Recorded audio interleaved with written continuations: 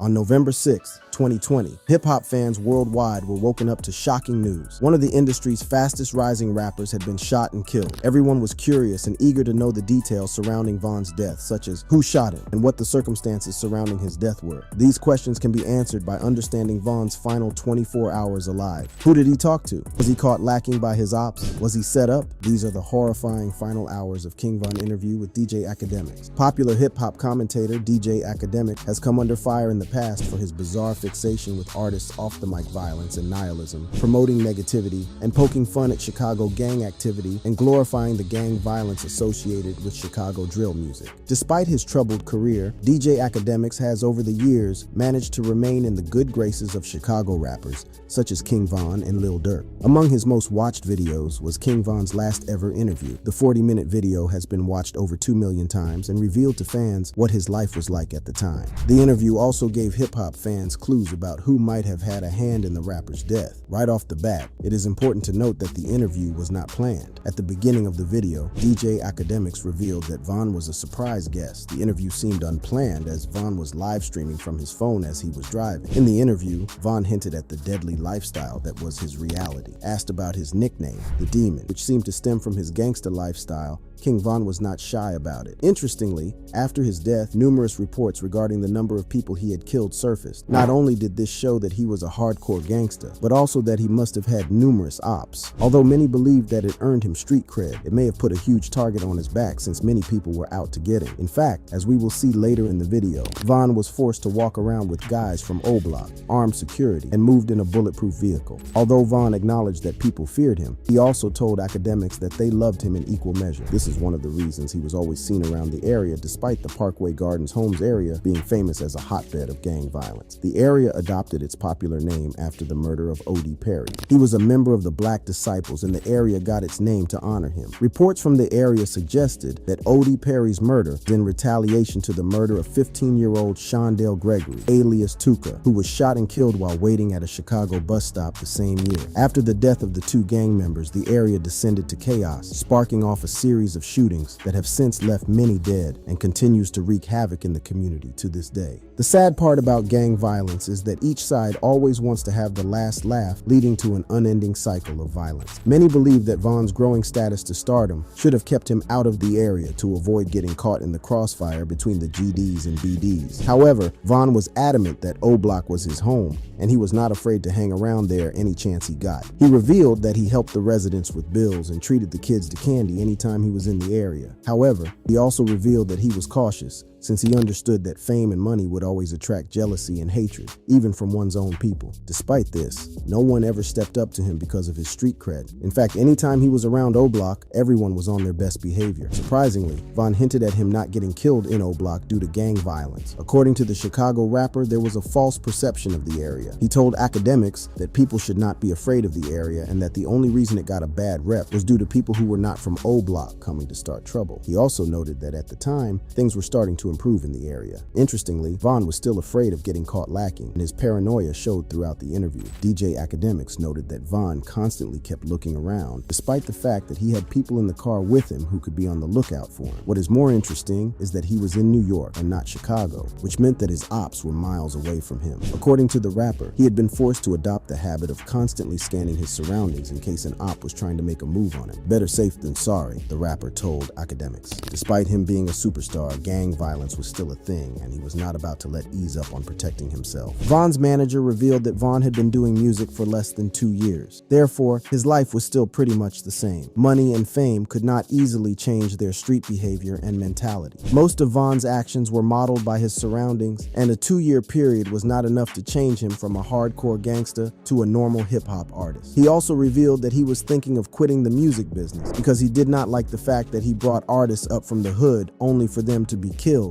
or end up in jail because of their past lives. However, everything that Von was revealing showed that he was confident that he would not die from gang violence in Chicago as many before him had. Von even revealed that they lived close to their ops on 63rd Street, yet he was not afraid. Apart from that, he discussed how he and one of his ops, FBG Duck, were advocating for peace in their home area. The two had become vocal against gang violence in the area. According to him, too many people were either dead or in jail because of the gang wars in Chicago. At At the time, Duck was his biggest enemy, and their feud had led to the rapper's death. While many believed that Von was responsible, he denied having been involved. In fact, when Von died and before any information about the incidents was made public, some people believed that FBG Duck's guys had rolled up on Von to seek revenge for their fallen man. While addressing his beef with Duck during the interview, Von revealed that he and Duck had squashed their beef. The rapper had taken to Twitter a few months back to reveal this. Me and Duck settled our differences right before he passed. We was talking about bringing everybody together as a whole and changing the community for the better. I'ma still stand on that. Every step of the way, I'ma be thinking of you. Even do you dissed my dead homies and family. Wrote Von. He claimed that someone had deleted their DMs so he could not prove that they were on good terms before his tragic passing. There had been speculation that Duck's people would pull up on Von to avenge their gang member. However, according to Von, the two rappers had decided that enough was enough and had settled their disagreements. In fact, when FBG Duck was killed, Von was so hurt that he did not sleep that night. According to the Chicago rapper, he could not believe that it had happened to Duck. Von's demeanor and behavior as he answered this may have caused people to doubt whether he was telling the truth. He paused, pointed his camera away from him, and when he came back on camera, he dismissed the topic and asked academics to change the subject. However, this was not the first op that Von had made up with and ended up getting killed. Young Akira Barnes, who was lauded as the deadliest female assassin, had allegedly warmed up to Von, who was her enemy, before she was shot dead. In fact, it was alleged that the two were dating at the time of her passing. Industry rumor had it that Von would get close to an op, earn their trust, and then have them killed. In the interview, Von addressed his rumored beef with fellow rapper NBA Youngboy. At the time, NBA Youngboy was among the hottest rappers in the game, so the fans were excited to see how their beef would turn out. It was rumored that Von had started the beef after publicly dissing Youngboy. The most famous incident was during an Instagram live when Von claimed that Youngboy was lying in his lyrics when he famously said, "You got cap in your raps." Youngboy talking about on this song, bro. What? You talking crazy on this one. Oh, yeah? He ain't even like that. Oh! On this man. Cap. You got cap in your raps. Apart from telling the world that Youngboy was lying in his lyrics, King Von was rumored to have a fling with Youngboy's baby mama. As if that was not enough, the Chicago rapper often took to the internet where he would constantly mock Youngboy, especially by imitating his social media rant. With all this out in public, fans were surprised that Youngboy did not address his new op. Many believed that Von was looking for clout using Youngboy's name since he was a superstar. Beefing with Youngboy would easily have helped him come up even faster than he already was. Under normal circumstances, all these would easily spark a beef in the hip-hop world. But to everyone's surprise, NBA Youngboy remained silent. It seems he did not want to give attention to a rapper who was not yet at his level. Youngboy would not directly mention King Von until after his death, as the Chicago rapper became even more famous after he passed away. On January 14th, 2022, NBA Youngboy broke the internet after releasing his song Bring the Hook Back. In the song, he dissed the late King Von and his entire gang, O-Block. In the song's lyrics, NBA Youngboy outrightly makes fun of King Von's death. This sparked beef with other artists such as Von's lifelong friend Lil Durk, who came out to defend his dead friend. According to Lil Durk, Youngboy should keep his mouth shut about Von since he did not carry out the hit on his friend. "Don't claim it if you ain't do it, you still a B," Durk posted. Kayla B, Von's sister, followed suit and posted, "On demon time in the house on house arrest, get in these streets." She followed this post with, "Don't claim it if you ain't do it, you still a B." First, Von clarified that he was not beefing with any rapper, especially not Youngboy. According to him, real beef involved someone getting shot. He also accused hip-hop fans of trying to start the beef between the two rappers. Final hours. As we saw earlier, Von's gangsta status, plus all the bodies that he allegedly caught, earned him street cred. He was feared to the point that fans from O-Block did not run at him whenever they saw him. Additionally, he was forced to walk around with guys from O-Block armed security, and he moved around in a bulletproof vehicle. So then, who would be brave enough to step up to Von? Where were his O-Block guys? And most importantly, where was his armed security? DJ Academics interviewed King Von's manager, Jameson Francois, alias 100K Track, and shed light on the rapper's last hours alive. Track, who was also shot during the altercation that led to Von's death, revealed a lot of information regarding that fateful day. Some of the things that happened that night were so weird that even he did not understand them. Track revealed that the events that happened were spontaneous, as opposed to strictly following procedure as they were used to. Apart from that, he seemed not to be in the right headspace, as we will see later. From Von's weird behavior to his bad decision making, making. Von's story is layered with a lot of speculation and misinformation. According to Track, he had been forced to clear the air about the day's events because people had been spreading lies about his deceased client, assassinating his character, painting him in a bad light, and destroying Von's legacy. He was also forced to come out and address the situation because the media and people online were putting the blame on his crew for not protecting the rapper from being killed. That day, Von and his entourage flew from New York to Atlanta, where he was set to have an album release party. King Von had just released his first album, Welcome to O-Block. 100K Track revealed that Von was traveling with his usual entourage, which consisted of 3 armed security guards and close to 15 of his hood guys. According to Track, the O-Block guys that Von kept around him at all times loved the rapper and were ready to protect him better than any security guard would. They would die for Von, since Von had helped them ever since he got rich and famous. They had such a tight relationship that Track entrusted his client's life with the O-Block guys more than he did with security. With an entourage of about 25 cars, the group headed to Opium nightclub in Atlanta for the album release party. However, after the release party, things started to go south. Von and his manager operated on schedules that had been well planned beforehand. They always followed a routine. That night, Von did not follow protocol. Track knew that after leaving the club, they would all be heading back to their rented Airbnb to call it a night. However, Von took a detour and headed for Hookah Lounge. Why Hookah Lounge? Nobody knows. Again, it is important to note that rap artists are paid to make club appearances. However, Von's manager revealed that Hookah Lounge had not paid Von to show up at their club. Track also clarified that Von was well within his rights to go to the club despite it being an impromptu decision. Another weird thing is that normally Track would be driving Von. However, the rapper got into his bulletproof vehicle and instructed his driver to head to Hookah Lounge without security. He was with about 4 other people in the car. The rest of the entourage got a call later from those who had gone with Von, notifying them of their location. In fact, Track revealed that it was Von's DJ who called him while concerned that they were alone. It seemed that he was also confused by Von's decision. What was the point of going to Opium nightclub with an entourage of about 25 vehicles only for you to go to another club without them?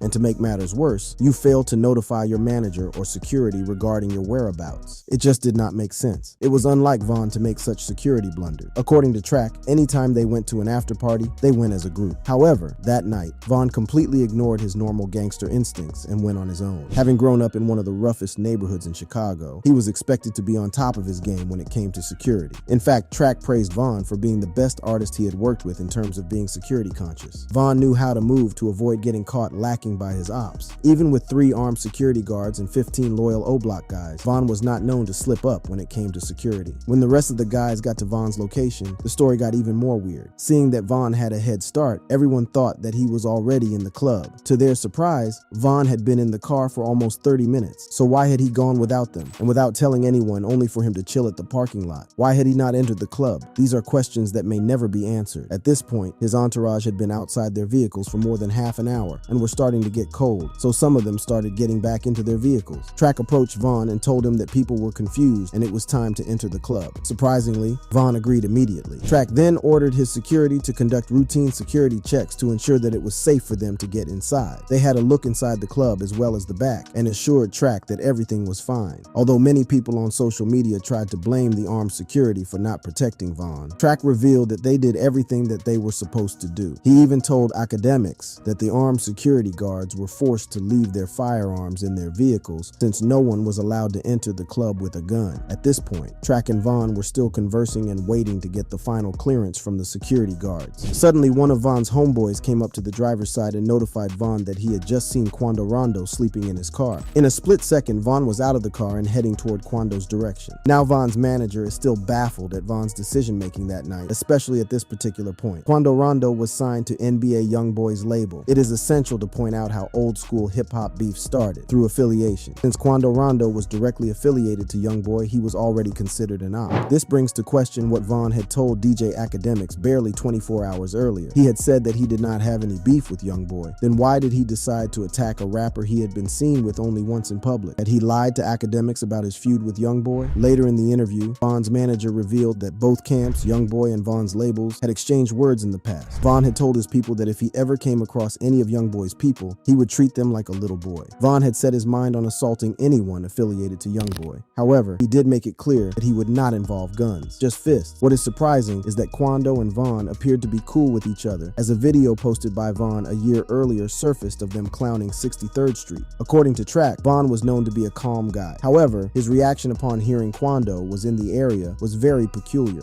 Von, being very conscious suspicious about security, confronted Quando without knowing whether he had a weapon on him or whether there was anyone on guard for the rapper. Yet another blunder in the long list of mistakes Von committed that put his life at risk. Before Track could understand why Von was excited about the news and what he wanted to do, Von was already approaching Quando Rondo. At this point, Quando had exited his car and was on his way to the club. Von, with a few members of his crew behind him, proceeded to attack Quando, knocking him to the ground. Von's guys joined in and started raining blows on Quando as he tried in vain to get away from his attackers. In a split second, one of Quando's homeboys, who was later identified as Lil Tim, appeared from behind their vehicle with a gun in hand and started letting off shots. Von was hit on his torso. After watching the CCTV footage of the altercation, many fans criticized Von's homeboys for running away from the situation. However, what Track revealed next would cause even more confusion and start conspiracy theories that are still held to date. From the security camera footage, it seemed that everyone ran away when Quando started shooting. However, Von's manager told academics in the interview that everyone dispersed because shots were being let off from somewhere else and the shooters could not be seen in the dead of night. It turns out that there were two off-duty police officers near the area when Lil Tim started shooting.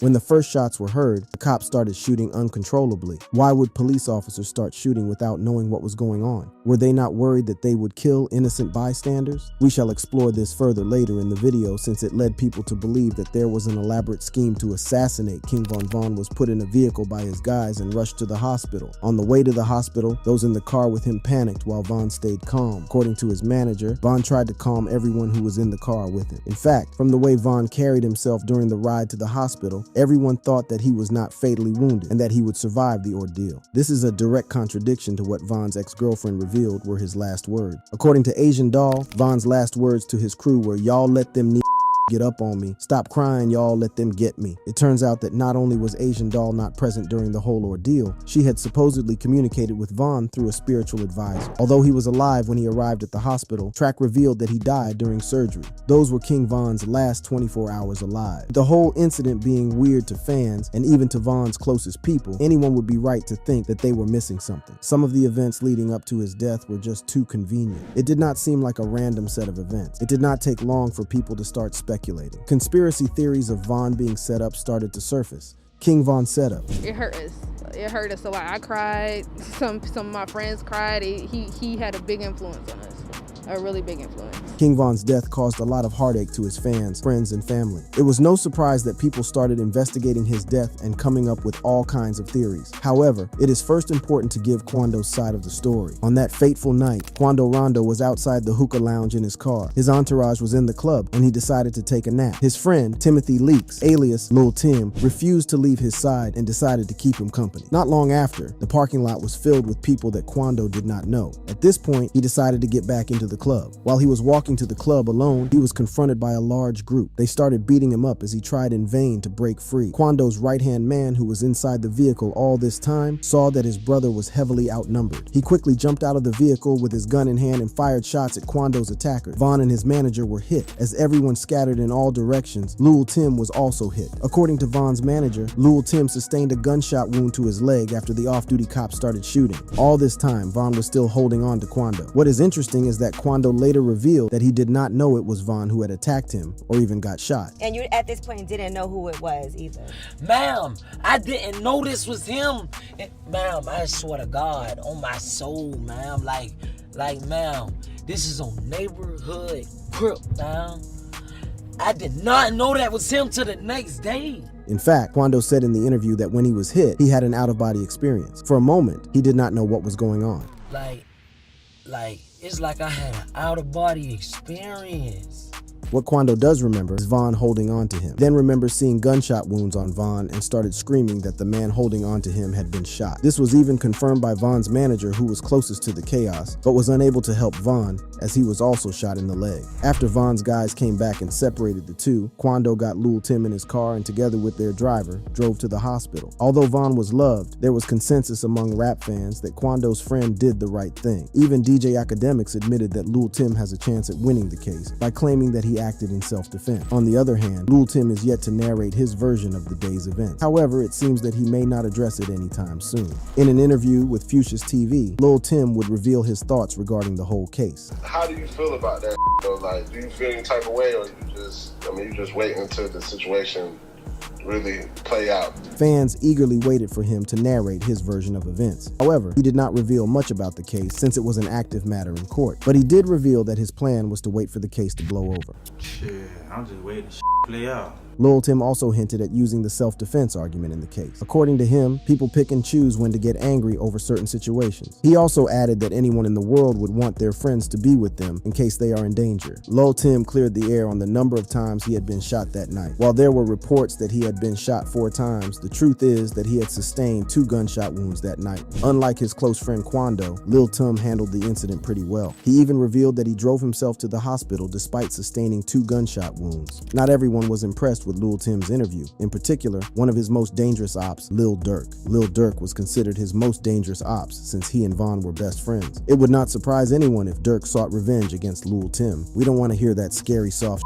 "It's stuck goofy," Durk posted on his Twitter. While many people still maintain that Von's death was caused by nothing else but dumb decision-making by Von, a large section of fans believed that he had been set up. There were too many coincidences for it to have been a random accident. Shockingly, many people believe that his best friend, Lil Durk, was behind the whole thing. As absurd as that sounds, people have brought forth evidence to back up this claim. So how did this conspiracy theory start? I just talked to an overnight commander who says the only information they can confirm for us is that a man has been shot and he's been rushed to the hospital. On February 5th, 2019, at around 5:45 a.m., shots rang out in the parking lot of The Varsity, a popular restaurant located in Midtown Atlanta. There was one casualty. A 23-year-old man, Alexander Weatherspoon, had sustained a fatal gunshot wound. On May 4th, 2019, first suspect in connection with Weatherspoon's fatal shooting was arrested, King Von Yacht. It did not take long for the next suspect in the case to find themselves in police custody. Only 9 days after Von was arrested, Bezu found himself in handcuffs. Finally, the Atlanta police issued an arrest warrant on May 29, 2019 for the final suspect in the shooting incident, Lil Durk. This is where the story gets interesting. Of the 3, Durk seemed to have the most to lose. He was already a big and influential rapper, so he had cause to worry. In particular, he should have been worried about the attempted murder charge. Durk risked being behind bars for 10 to 20 years for this, and since he was already an established rapper, his career would be derailed. Apart from that, Durk was the biggest and most influential rapper among the 3 who were arrested. Therefore, taking him down would prove a significant blow to crime related to hip-hop, especially in the state of Georgia, and a win for law enforcement. Also, prosecutors wanted the case treated as gang-related, and had a Chicago police captain confirmed that Von and Durk were members of the BD. It is widely believed that Weatherspoon was a member of the Vice Lords, a fierce rival to the BDs. This would pile up more charges on Durk. When Durk and Von finally appeared before a judge, 2 interesting pieces of evidence against Durk were brought to light. First, Jeffrey Churchill, detective from the Atlanta PD, took to the stand and told the court that he had spoken with a witness who was present during the shooting. According to the witness, a fight broke out in a car that was in front of them. The witness then said that she saw Durk pull out a firearm. She ran to hide and heard shots fired. When she turned, she saw the victim in a pool of blood. However, she did not see who fired the shots. The detective also revealed that they had obtained surveillance footage showing Durk's hand sticking out of the SUV and firing his weapon at Weatherspoon. You see Mr. Banks' arm out the window firing several shots at the victim. A judge would later find probable cause in the charges brought up against the rappers, meaning that the case would move to trial. However, in late October 2022, all charges against Durk were dropped. Multiple sources, including Durk's lawyers, reported that the case was dropped due to insufficient evidence. Durk's lawyers maintained that Durk was present at the crime scene, but he was never involved in the shooting. Bezu's charges were also later dropped. However, the rumors had already started circulating. Lil Durk had told on his dead friend to have his charges dropped. More evidence was released confirming people's fears. In a statement released by the Georgia DA, if co-defendant Davon Bennett, aka King Von, had not died in 2020, he would have been indicted for this incident. However, before Von died, a lot happened that pointed to Durk wanting to blame Von for the murder. It was widely believed that Durk was viewed as a rising star who would eventually dominate the airwaves. He needed to be protected at all costs and bring in the money for the music executive. So Von was the one to take the fall for the crime since he had not yet blown up like Durk. The plan seemed to be to get Von in serious trouble and then portray him as the dangerous one between the two. That way Durk would walk and Von would end up in prison. First of all, it seemed very odd that Durk had hired good lawyers for himself while Von was being represented by public defenders. It was also very peculiar that Durk was the first of the 3 to be released on bail. Another incident involved one of Lil Durk's lawyers, Nicole Mormon. Rumor has it that she posed as airport security to have Von searched at an airport, an incident that Von captured and posted on social media. Netizens soon found out that Nicole had worked with the state for nearly 5 years as a felony probation officer and special specialized task force agent, meaning she could go undercover. The most distressing bit about the Vaughn incident is that when he died, he may have received a phone call telling him that an op was around Hookah Lounge. How else would he have found himself in the parking lot with Quando Rondo? But if at all that was a coincidence, how would anyone explain the fact that there were 2 off-duty cops in the area at that time of the night? What is even more chilling is that less than 5 seconds after Lil Tim fired shots, the cops started firing their weapon. According to Vaughn's manager, the cops did not give any instructions. They did not yell at anyone to drop their weapons. They just started shooting uncontrollably. They did not mind that they might shoot innocent bystanders. Having been unable to get Vaughn in any kind of serious trouble or portray him as dangerous, people spread rumors that they had decided to kill him. Therefore, they set this all up to make it look like an accident. While many people would easily dismiss all this as crazy talk, there is no denying that the events that took place that night, plus Track's narration of the events, something still feels off. Although we might never really know what happened, Vaughn's memory will remain in people's hearts despite his troubled past. If you enjoyed this video, click on the boxes playing on your screen to watch similar content.